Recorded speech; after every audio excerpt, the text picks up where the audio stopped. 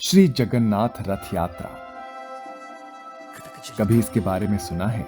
युगों युगों से चली आ रही इस रथ यात्रा में प्रति वर्ष भगवान श्री जगन्नाथ जी अपने मंदिर से बाहर निकलकर अपने भक्तों को अपने दिव्य दर्शन प्रदान करने आते हैं। इस महा महोत्सव में श्री भगवान और उनके शुद्ध भक्तों के मध्य प्रेम, भक्ति और सेवाओं का आदान प्रदान होता है।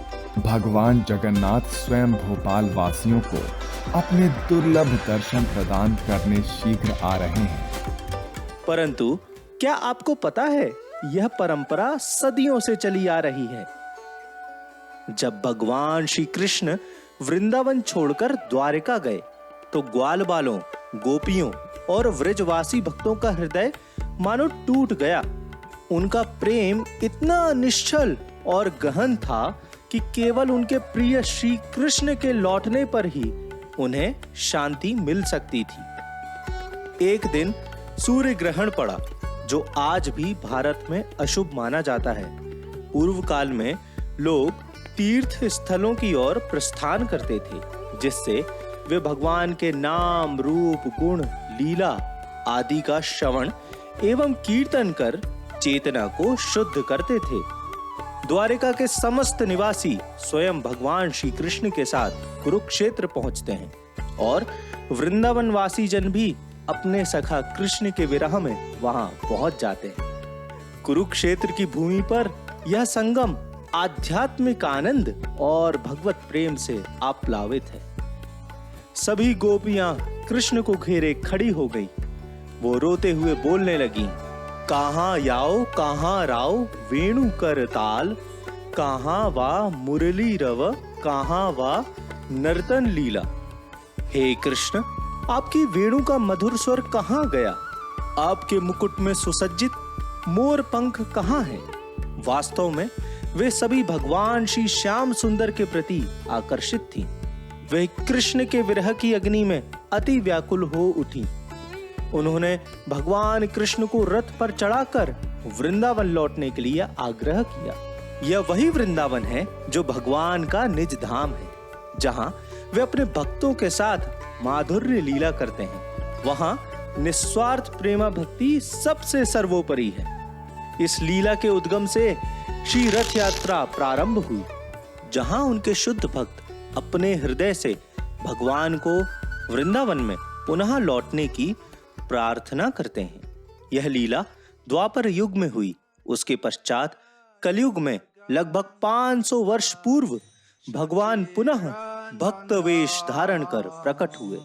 प्रेम अवतार श्री कृष्ण चैतन्य महाप्रभु हम सभी जीवों को शुद्ध कृष्ण प्रेम प्रदान करने के लिए आए। वे श्रीमती राधा रानी के भाव को ग्रहण कर भगवान कृष्ण के विरह में रोए, तड़पे और अपने हाथों से रथ की रस्सियां खींचते हुए भगवान श्री जगन्नाथ को द्वारिका स्वरूप मंदिर से लेकर गुंडीचा मंदिर तक लेकर आए, जो श्री वृंदावन धाम का प्रतीक है। श्रीमान महाप्रभु ने विशाल संकीर्तन की व्यवस्था की। अनेक वैष्णव भक्त, गायक, मृदंग वादक, नर्तक और हरिनाम संकीर्तन की लहरें, पूरा नगर मानो हरे कृष्ण महामंत्र के रस में डूब गया। महाप्रभु स्वयं रथ के आगे नाचे। उनका प्रेममय नर्तन ऐसा था मानो संपूर्ण ब्रह्मांड कृष्ण प्रेम में बह रहा। फिर उसके कुछ सदियों पश्चात सन 1965 में यह दिव्य महोत्सव भारत से निकलकर संपूर्ण विश्व में फैल गया, जिसका श्रेय अंतरराष्ट्रीय कृष्ण भावनामृत संघ के संस्थापक आचार्य कृष्ण कृपा मूर्ति श्री श्रीमद अभय चरणारविंद भक्ति वेदांत स्वामी प्रभुपाद जी को जाता है। उनके महान प्रयासों के कारण ही यह संभव हो पाया। तरुण बालक अभय चरण, जो बाद में शिला प्रभुपाद बने, उन्होंने बाल अवस्था से ही कलकत्ता में अपने घर के पास जगन्नाथ जी की रथ यात्रा निकाली थी। उन्होंने एक छोटा रथ बनाया, फूलों से सजाया और अपने मित्रों के साथ प्रेम पूर्वक भगवान की रथ यात्रा निकाली। कई वर्षों पश्चात प्रभुपाद जी ने यही उत्सव अमेरिका के सैन फ्रांसिस्को की सड़कों पर 1967 में आरंभ किया, जहां सहस्त्रों विदेशी लोग पहली बार भगवान जगन्नाथ के रथ को देख रोमांचित हो उठे। आज London, New York, Paris, Moscow, Melbourne, दुनिया के हर कोने कोने में रथ यात्रा निकाली जाती है। लेकिन यह यात्रा वहीं तक सीमित नहीं है। अब हम समय की रेखा को और भी पीछे ले जाते हैं, जहां राजा इंद्रदुम्न की तपस्या से भगवान जगन्नाथ बलभद्र और सुभद्रा के रूप में प्रकट हुए। मध्य भारत पर इंद्रद्युम्न नाम के राजा राज करते थे। वो भगवान विष्णु के बहुत बड़े भक्त थे और उन्हें उनके दर्शन की इच्छा थी। एक दिन एक साधु घूमते फिरते दरबार में आया और राजा से बोला कि उड़ीसा में भगवान विष्णु को उनके असली स्वरूप नील माधव के तौर पर पूजा जाता है। राजा ने फौरन मुख्य पुजारी के भाई विद्यापति को हुक्म दिया कि वो उड़ीसा जाकर नील माधव की खोज करे। एक लंबे थकान भरे सफर के बाद विद्यापति उड़ीसा पहुंचे।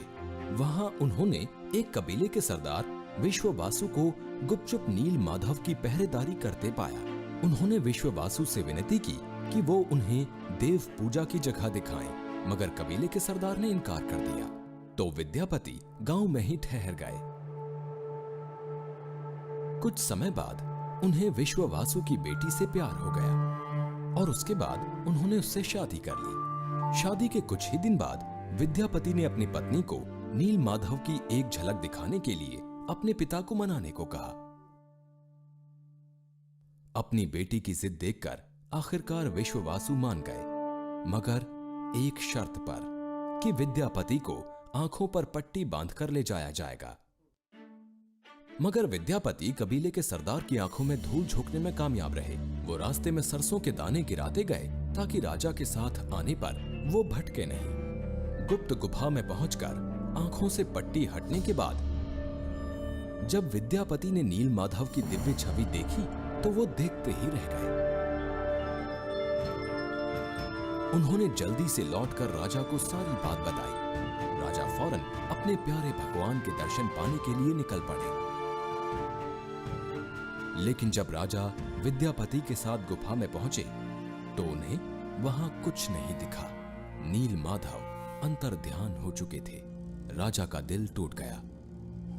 अब राजा की किस्मत उन्हें कहां ले जाएगी? क्या भगवान विष्णु उन्हें दर्शन देंगे? राजा उदास हो गए, मगर तभी उन्हें जैसे देवलोक से संदेश मिला कि वो पुरी जाएं, लकड़ी के उस तने को किनारे लाएं जो लहरों पर तैर रहा होगा।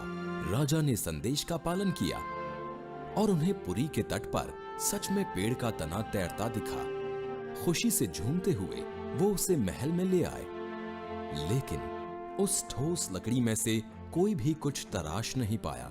और क्योंकि किसी ने भगवान विष्णु को नहीं देखा था, इसलिए कोई उनकी छवि तराश नहीं सकता था।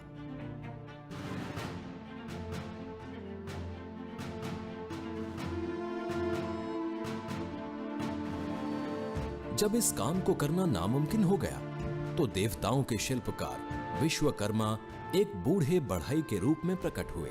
उन्होंने राजा को भरोसा दिलाया कि वो मूर्ति को बना सकते हैं, लेकिन शर्त यह है कि 21 दिन तक कोई उनके काम में बाधा न डाले। राजा ने फौरन शर्त मान ली। 15वें दिन के बाद रानी का सब्र टूट गया और उन्होंने राजा से दरवाजा खोलने की जिद की।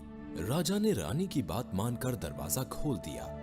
राजा ये देखकर बेचैन हो उठे कि बढ़ई गायब हो चुके थे और अपने पीछे लकड़ी की अधबनी मूर्तियां छोड़ गए थे।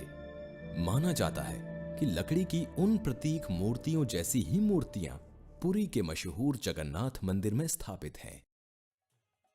फिर उन्हीं दिव्य रूपों के आधार पर पश्चिमी देशों में भी भगवान के विग्रह स्थापित हुए और रथ यात्रा की लहर वहां भी उमड़ पड़ी।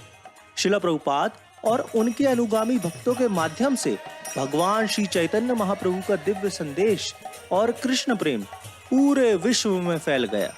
आज हर देश, हर नगर में भगवान श्री जगन्नाथ जी रथ पर सवार होकर अपने भक्तों को दर्शन देने आते हैं। और यहाँ भोपाल में पिछले 12 वर्षों से हम श्री जगन्नाथ रथ यात्रा महोत्सव का आयोजन कर रहे हैं। रथ यात्रा केवल एक उत्सव, सामान्य रैली यात्रा नहीं है, यह भक्तिमय जीवन की यात्रा है। कई लोग इस रथ उत्सव में सम्मिलित होकर अपना जीवन सफल बनाते हैं। इस यात्रा में भगवान के साक्षात दिव्य दर्शन कर उनकी कृपा प्राप्त करते हैं, जहां हरि नाम का आनंद हृदय की मलिनता को समाप्त कर देता है। कृष्ण भावनामृत में प्रारंभ करने का दिव्य अवसर आपके अपने नगर भोपाल में रथम तु वामनम दृष्टवा पुनर्जन्म न विद्यते। भगवान श्री जगन्नाथ बलदेव सुभद्रा जी के रथ की रस्सी को खींचने से हम जन्म मृत्यु के चक्र से मुक्त हो जाते हैं। श्री गौर राधा वल्लभ इस्कॉन मंदिर, पटेल नगर, भोपाल आगामी श्री जगन्नाथ रथ यात्रा के उपलक्ष्य में आपको सादर आमंत्रित करती है। भगवान जगन्नाथ स्वयं भोपाल वासियों को अपने दुर्लभ दर्शन प्रदान करने शीघ्र आ रहे हैं। Brace yourself for Lord Shri Jagannath, Baldev and Subhadra.